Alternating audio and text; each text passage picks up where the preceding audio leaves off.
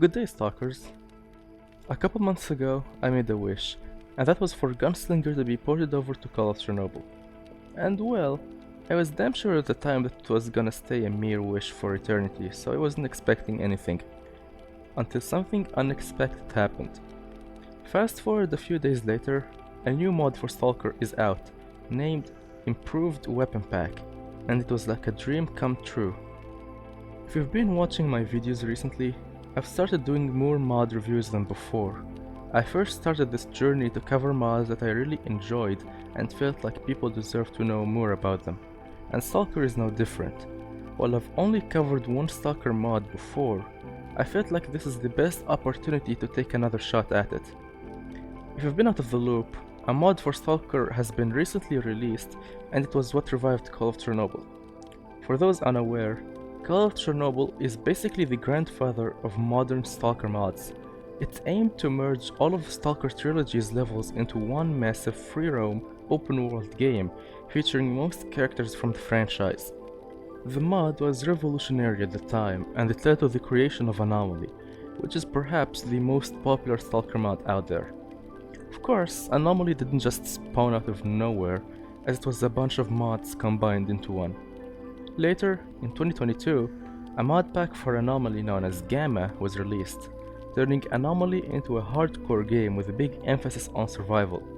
Anomaly and its mod packs divided the community, seeing that purists called it way too Tarkov-like, and looks and feels nothing like Stalker, while new players, or tourists, jumped onto Anomaly as their first Stalker game because they didn't like the trilogy, or for other reasons.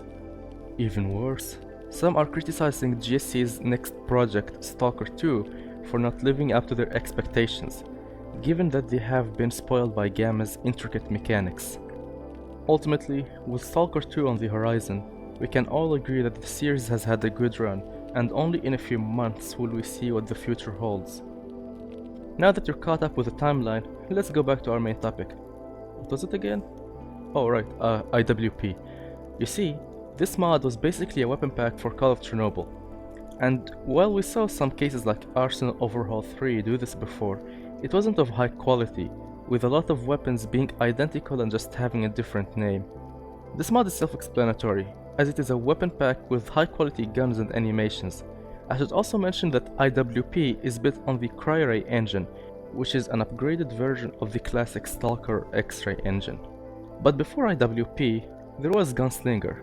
It was a mod for Call of Pripyat, which worked in the same way as I.W.P, being a weapon overhaul mod with high quality guns that hold up so well by today's standards. You may even call I.W.P as Gunslinger 2.0. Now that you know about the history, let's get into the meat and potatoes of the video. Violet, take the mic.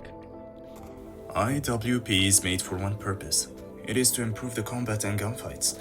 And while I know how much people hate this comparison, I.W.P feels like a single-player Tarkov while still being Call of Chernobyl in its core. Every gunfight is intense and requires careful planning, as enemy NPCs may sometimes change directions and flank you. If you played Stalker before, you'd know how much of a bullet sponge the AI is. They soak up tons of damage but never fail to drop you in one bullet. I.W.P fixes this by balancing out the damage. Now it is far easier and more satisfying to kill Stalkers, while still making it even easier for them to do the same to you. Now, enemies shooting you from a distance pose a greater risk due to their near-perfect accuracy, and this change of pace demands careful maneuvers to prolong your lifespan and delay imminent doom. Of course, a shooting game is as good as its weapon lineup, and if that's what you're looking for, the mod has got you covered.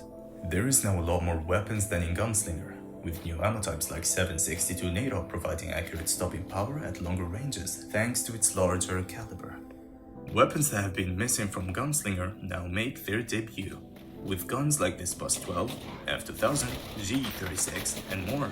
It helps fill the roster with more weapons to play with without the annoying duplicates. Each gun has more to it than before, and it helps you feel one with the gun. It's an experience that I.W.P never fails to deliver. It certainly turns the shooting on its head without making it feel like garbage. Now that you've got an idea about what the gunplay is like, back to videos. Thank you, Violet. Good lad. Hey, by the way, while you're there, be sure to subscribe. Thank you in advance. Now that Violet has explained the gunplay, let's talk about the overall experience. And a good way to start is the atmosphere. Atmosphere is Stalker's bread and butter, so a mod's reception usually depends on the feeling of surroundings and the level of immersion. Granted, this is just Call of Chernobyl's atmosphere, but the enhanced engine does make it feel more immersive, more alive. If you're wondering what the overall difficulty is like, don't worry, I.W.P has its fair share of difficult firefights and economy. As previously mentioned, the damage profiles have been overhauled from Call of Chernobyl, and unlike some other mod or vanilla Stalker, whoever lands the first shot will win, but don't take it for granted.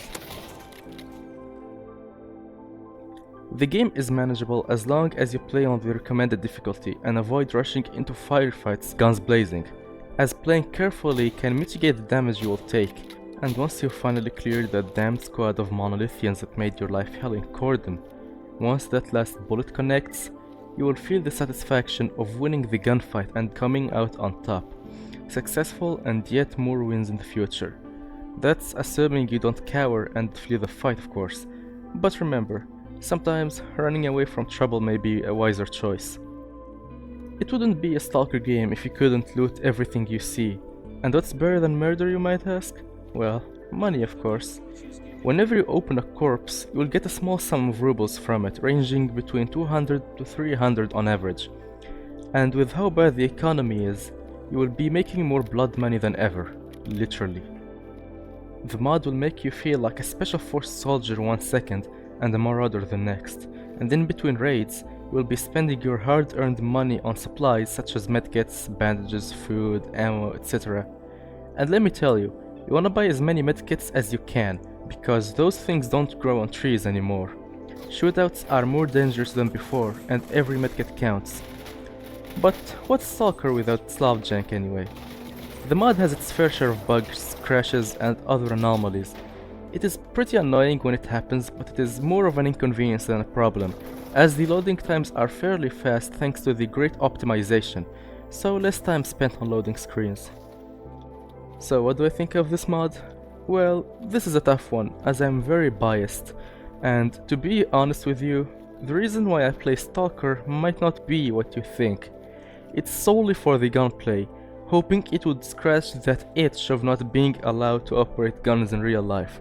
And for me, the mod does an awesome job on that. So yes, obviously, I really like it. But for you, it really depends on whether you like Call of Chernobyl or not, as it is generally the same game with a fresh coat of paint. It seamlessly integrates with the base game, and I appreciate how it doesn't feel bloated and isn't cluttered with a crap ton of mechanics, unlike Anomaly. Do I recommend this mod? Yes, absolutely. In fact, go ahead, pause the video and download it now. While I.W.P doesn't break any new ground, it certainly is an enjoyable experience that I believe is a fair addition to any Stalker fan. But please, don't be that guy who plays this before touching a Stalker game. If you, for some reason, haven't played Stalker yet, pause the video and buy the Stalker games. They're literally dirt cheap. If you're looking for something new and exciting, or something to pass the time, you'd be hard-pressed to find a better mod. The install is easy, and customizing it is even easier. And speaking of which, don't forget to join the I.W.P Discord server for add-ons or to ask for help. Once again, the Stalker community has proven itself as a juggernaut in the modding subgenre as a whole. Props to everyone involved in this project and many more to come. Now all we need is Stalker 2 modding and the circle will be complete. If you've made it to the end, thank you from the bottom of my heart. If you found this video enjoyable or if you learned something new, feel free to like the video and subscribe. I will also leave a link with a detailed install guide on my Discord server, so feel free to check it out. This has been Captain Vityaz and I will see you in the next one. Bye bye.